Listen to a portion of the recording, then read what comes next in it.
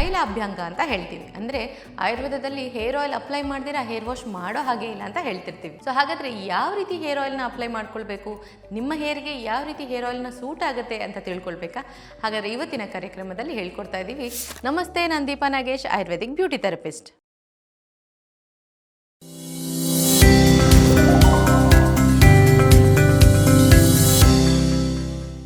ಹೆಚ್ಚಾಗಿ hair problem ಅಂತಂದರೆ hair fall ಆಗಿರ್ಬೋದು, ಡ್ಯಾಂಡ್ರಫ್ ಆಗಿರ್ಬೋದು, ಸ್ಪ್ಲಿಟ್ ಎಂಡ್ಸ್ ಆಗಿರ್ಬೋದು, ಇದೆಲ್ಲದಕ್ಕೂ ಮೂಲ ಕಾರಣ ಯಾವುದು ಅಂದರೆ ಹೇರ್ಗೆ ಆಯಿಲ್ ಅಪ್ಲೈ ಮಾಡದೇ ಇರೋವಂಥದ್ದು. ಫ್ಯಾನ್ಸಿ ಆಗಿರಬೇಕು, ಫ್ಯಾಷನಬಲ್ ಆಗಿ ಕಾಣಿಸ್ಬೇಕು ಅನ್ನೋ ಜಗತ್ತಲ್ಲಿ ಇತ್ತೀಚೆಗೆ ಹೇರ್ಗೆ ಆಯಿಲ್ ಅಪ್ಲೈ ಮಾಡೋದೇ ಕಡಿಮೆ ಆಗೋಗ್ಬಿಟ್ಟಿರುತ್ತೆ. ಸೊ ಯಾವ ರೀತಿ ಆಯಿಲ್ನ ಅಪ್ಲೈ ಮಾಡ್ಕೊಳ್ಳೋದ್ರಿಂದ ಹೇರ್ ಫಾಲ್ ಕಂಟ್ರೋಲ್ ಮಾಡ್ಬೋದು, ಸ್ಪ್ಲಿಟ್ ಎಂಡ್ ರಿಡಕ್ಷನ್ ಮಾಡಬೇಕಂದ್ರೆ ಯಾವ ಆಯಿಲ್ನ ಯೂಸ್ ಮಾಡ್ಕೊಳ್ಬೋದು ಅನ್ನೋ ಕಂಪ್ಲೀಟ್ ನಾಲೆಜ್ನ ನಿಮ್ಮ ಜೊತೆ ಶೇರ್ ಮಾಡ್ತಾ ಇದ್ದೀನಿ.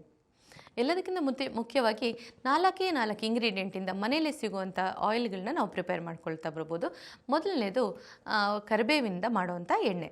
ಸೊ 4 ಕರಿಬೇವು, 4 ಪೆಪ್ಪರ್, 4 ಮೆಂತೆ, 4 ಟೀ ಸ್ಪೂನ್ ಕೊಬ್ಬರಿ ಎಣ್ಣೆ, ಇಷ್ಟನ್ನು ಹಾಕಿ ಚೆನ್ನಾಗಿ ಬಿಸಿ ಮಾಡಿ ತಕ್ಷಣವೇ ಯೂಸ್ ಮಾಡೋದ್ರಿಂದ, ಅಂದರೆ ಸ್ವಲ್ಪ ಕೂಲ್ ಡೌನ್ ಆದ ತಕ್ಷಣವೇ ಹೇರ್ಗೆ ಯೂಸ್ ಮಾಡೋದ್ರಿಂದ ಹೇರ್ ಫಾಲ್ ಕಂಟ್ರೋಲ್ ಆಗೋದ್ರ ಜೊತೆಗೆ ಸ್ಕ್ಯಾಲ್ಪಲ್ಲಿ ಆಗುವಂಥ ಇಚಿನೆಸ್ ಕೂಡ ಕಡಿಮೆ ಆಗ್ತಾ ಇರುತ್ತೆ.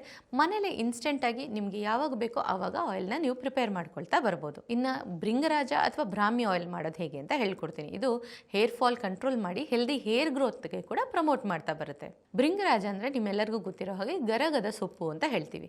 ಈ ಗರಗದ ಸೊಪ್ಪು ಫ್ರೆಶ್ ಆಗಿ ಸಿಕ್ಕಿದಾಗ, ಅಥವಾ ಈ ಸೀಸನಲ್ಲಿ ತುಂಬ ಚೆನ್ನಾಗಿ ಸಿಗುತ್ತೆ, ಸೊ ಅದನ್ನು ಫ್ರೆಶ್ ಆಗಿ ಸಿಕ್ಕಿದಾಗ ಚೆನ್ನಾಗಿ ವಾಶ್ ಮಾಡಿ ಸ್ವಲ್ಪ ಕಲ್ಲಲ್ಲಿ ಕ್ರಷ್ ಮಾಡಿ ಅದಕ್ಕೆ ನೀವು ಒಂದು 4-5 ಸ್ಪೂನಷ್ಟು ಎಣ್ಣೆ ಹಾಕಿ ಬಿಸಿ ಮಾಡಿ ತಕ್ಷಣಕ್ಕೆ ಅದನ್ನು ಯೂಸ್ ಮಾಡ್ಕೊಳ್ತಾ ಬರ್ಬೋದು. ಪ್ರಿಸರ್ವ್ ಮಾಡ್ತೀರಾ ಅನ್ನೋದಾದರೆ ಅದರ ಸ್ವರಸ ಅಂತ ಹೇಳ್ತೀವಿ.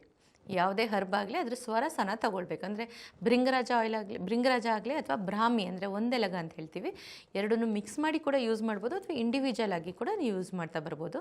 ಬ್ರಾಹ್ಮಿ ಎಲೆಗಳನ್ನ ತೊಗೊಂಡು ಅದನ್ನು ಚೆನ್ನಾಗಿ ಕ್ರಷ್ ಮಾಡಿ ಅದನ್ನು ಸ್ಕ್ವೀಸ್ ಮಾಡಿದಾಗ ಬರೋವಂಥ ರಸಕ್ಕೆ ಸ್ವರಸ ಅಂತ ಹೇಳ್ತೀವಿ.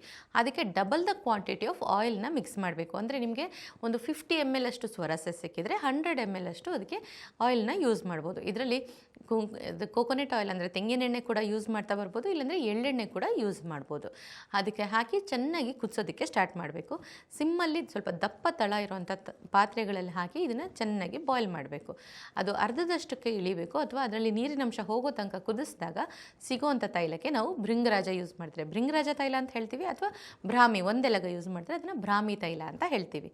ಇದಕ್ಕೆ ತಣ್ಣಗಾದ ನಂತರ ಸ್ವಲ್ಪ ಪಚ್ಚಕರ್ಪೂರನ ಹಾಕಿ ಮಿಕ್ಸ್ ಮಾಡಿ ರೆಗ್ಯುಲರ್ ಆಗಿ ಹೇರಿಗೆ ಅಪ್ಲೈ ಮಾಡ್ತಾ ಬರೋದ್ರಿಂದ ಹೇರ್ ಫಾಲ್ ಕಂಟ್ರೋಲ್ ಆಗೋದ್ರ ಜೊತೆಗೆ ಹೆಲ್ದಿ ಹೇರ್ ಗ್ರೋತ್ ಕೂಡ ಆಗ್ತಾ ಬರುತ್ತೆ. ಡ್ಯಾಂಡ್ರಫ್ ಕೂಡ ರೆಡ್ಯೂಸ್ ಆಗುತ್ತೆ. ಇನ್ನು ಯಾರಿಗೆಲ್ಲ ಸ್ಪ್ಲಿಟ್ ಎಂಡ್ಸ್ ತುಂಬಾ ಜಾಸ್ತಿ ಇರುತ್ತೋ ಅವರು ತುಂಬ ಈಸಿಯಾಗಿ ಮನೇಲೇ ಮಾಡ್ಕೊಳ್ಳೋಂಥ ಆಯಿಲ್ ಹೇಳ್ಕೊಡ್ತೀವಿ. ಖಂಡಿತವಾಗ್ಲೂ ಟ್ರೈ ಮಾಡ್ತಾ ಬನ್ನಿ. ಈ ಭೃಂಗರಾಜ ಮತ್ತು ಬ್ರಾಹ್ಮಿ ಎಲೆ ಜೊತೆಗೆ ಸ್ವಲ್ಪ ಶಂಖಪುಷ್ಪಿ ಎಲೆಗಳನ್ನ ಕೂಡ ಹಾಕಿ ಚೆನ್ನಾಗಿ ಬಿಸಿ ಮಾಡಿ ಅಪ್ಲೈ ಮಾಡ್ಕೊಳ್ತಾ ಬರ್ಬೋದು. ಫ್ರೆಶ್ ಹರ್ಬ್ಸ್ ಯಾವುದು ಸಿಗೋದೇ ಇಲ್ಲ, ಅಥವಾ ನಾವು ಅರ್ಬನ್ ಸಿಟೀಸ್ಗಳಲ್ಲಿ ಇರ್ತೀವಿ, ಇದೆಲ್ಲ ತೊಗೊಂಬರೋದಕ್ಕೆ ತುಂಬ ಕಷ್ಟ ಆಗುತ್ತೆ ಅನ್ನೋದು ಡ್ರೈಡ್ ವರ್ಷನ್ ಕೂಡ ಸಿಗುತ್ತೆ, ಅದನ್ನು ಕೂಡ ಟ್ರೈ ಮಾಡ್ಬೋದು. ಅಂದರೆ ಭೃಂಗರಾಜ ಪೌಡರ್ ಅಂತ ಸಿಗುತ್ತೆ, ಬ್ರಾಹ್ಮಿ ಪೌಡರ್ ಅಂತ ಕೂಡ ಸಿಗುತ್ತೆ, ಅದನ್ನು ಕೂಡ ಎಣ್ಣೆಗೆ ಹಾಕಿ ಸ್ವಲ್ಪ ಬಿಸಿ ಮಾಡಿ ತಕ್ಷಣವೇ ನಾವು ಯೂಸ್ ಮಾಡ್ತಾ ಬರ್ಬೋದು. ತುಂಬ ದಿವಸ ಪ್ರಿಸರ್ವ್ ಮಾಡಬೇಕಂದ್ರೆ ಸ್ವರಸ ಮೆಥಡ್ ತುಂಬ ಈಸಿಯಾಗಿರುತ್ತೆ. ತಕ್ಷಣ ಯೂಸ್ ಮಾಡ್ತೀರಾ ಅಂತಂದರೆ ನೀವು ಡೈರೆಕ್ಟಾಗಿ ಹೀಟ್ ಮಾಡಿ ಸ್ವಲ್ಪ ಕೂಲ್ ಡೌನ್ ಆಮೇಲೆ ಅದನ್ನು ಅಪ್ಲೈ ಮಾಡ್ಕೊಳ್ಳೋದು ತುಂಬ ಚೆನ್ನಾಗಿರುತ್ತೆ. ಯಾರಿಗೆಲ್ಲ ಸ್ಕ್ಯಾಲ್ಪ್ ತುಂಬ ಇಚ್ಚಿಂಗ್ ಆಗಿರುತ್ತೆ, ಡ್ಯಾಂಡ್ರಫ್ ತುಂಬಾ ಜಾಸ್ತಿ ಇರುತ್ತೆ, ಅಥವಾ ಮಕ್ಕಳಲ್ಲಿ ಕೂಡ ಅದು ಸ್ಕೂಲ್ಗೆ ಹೋಗುವಾಗ ತುಂಬಾ ಇಚಿನೆಸ್ ಇರುತ್ತೆ ಸ್ಕ್ಯಾಲ್ಪಲ್ಲಿ, ಆ ಥರದವರು ಲಾವಂಚ ಬೇರ್ ಅಂತ ಸಿಗುತ್ತೆ, ಒಣಗಿರೋದು ಕೂಡ ಸಿಗುತ್ತೆ. ಗ್ರಂಥಿಗೆ ಅಂಗಡಿಗಳಲ್ಲಿ ತುಂಬ ಈಸಿಲಿ ಅವೈಲಬಲ್ ಇರುವಂಥ ಲಾವಂಚ ಬೇರನ್ನು ಎಣ್ಣೆಗೆ ಹಾಕಿ ಸ್ವಲ್ಪ ಬಿಸಿ ಮಾಡಿಟ್ಕೊಂಡು ಎಣ್ಣೆ ಸಮೇತ ಅದನ್ನು ಒಂದು ಬಾಟ್ಲಲ್ಲಿ ಹಾಕಿ ಶೇಖರಣೆ ಮಾಡಿಟ್ಕೊಳ್ಬೋದು. ಇದನ್ನು ನಾವು ನಿಯಮಿತವಾಗಿ ವಾರದಲ್ಲಿ 1 ದಿವಸ ಅಥವಾ 2 ದಿವಸ ಸ್ಕ್ಯಾಲ್ಪಿಗೆ ಅಪ್ಲೈ ಮಾಡ್ಕೊಳ್ಳೋದ್ರಿಂದ ಸ್ಕ್ಯಾಲ್ಪಲ್ಲಿ ಆಗುವಂಥ ಇಚಿನೆಸ್ನ ಕೂಡ ನಾವು ತುಂಬಾ ಫಾಸ್ಟಾಗಿ ರೆಡ್ಯೂಸ್ ಮಾಡ್ತಾ ಬರ್ಬೋದು. ಮಕ್ಕಳಿಗೆ ಇದು ತುಂಬ ಒಳ್ಳೆ ಆಯಿಲ್ ಅಂತಲೇ ಹೇಳೋದಕ್ಕೆ ಇಷ್ಟಪಡ್ತೀನಿ.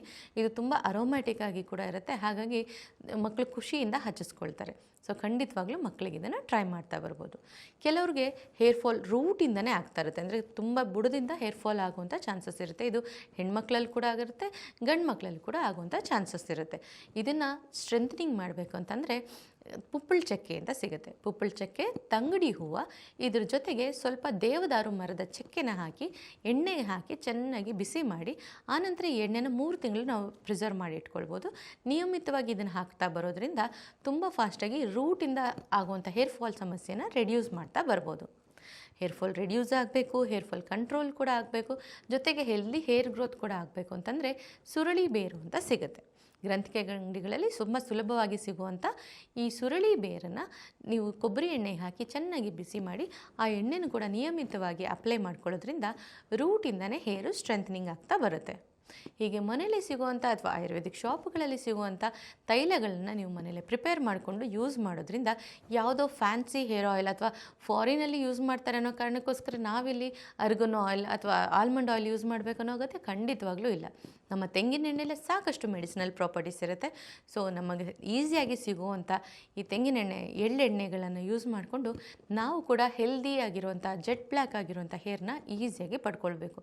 ಆದರೆ ಒಂದು ನೆನ್ಪಿಟ್ಕೊಳ್ಳಿ, ತಲೆ ಸ್ನಾನ ಮಾಡೋದಕ್ಕಿಂತ ಕನಿಷ್ಠ ಪಕ್ಷ 8 ಗಂಟೆ ಮುಂಚೆ ಆಯಿಲ್ ಅಪ್ಲೈ ಮಾಡಿ ಜೆಂಟಲಾಗಿ ಕೈಯಲ್ಲೇ ಫಿಂಗರ್ ಟಿಪ್ಸಲ್ಲಿ ಮಸಾಜ್ ಮಾಡಿಕೊಂಡು ನಂತರ ನಾವು ಹೇರ್ ವಾಶ್ ಮಾಡೋದ್ರಿಂದ ತುಂಬಾ ಹೆಲ್ದಿಯಾಗಿರುವಂಥ ಹೇರ್ ನಿಮ್ಮದಾಗುತ್ತೆ. ಇದನ್ನು ವಾಶ್ ಮಾಡುವಾಗಲೂ ಅಷ್ಟೇ ಯಾವುದೋ ಕೆಮಿಕಲ್ ಬೇಸ್ಡ್ ಶಾಂಪೂಸ್ನ ಯೂಸ್ ಮಾಡೋ ಬದಲಿಗೆ ತುಂಬಾ ಸುಲಭವಾಗಿ ಸೀಗೆಕಾಯಿಯಿಂದ ವಾಶ್ ಮಾಡ್ಬೋದು.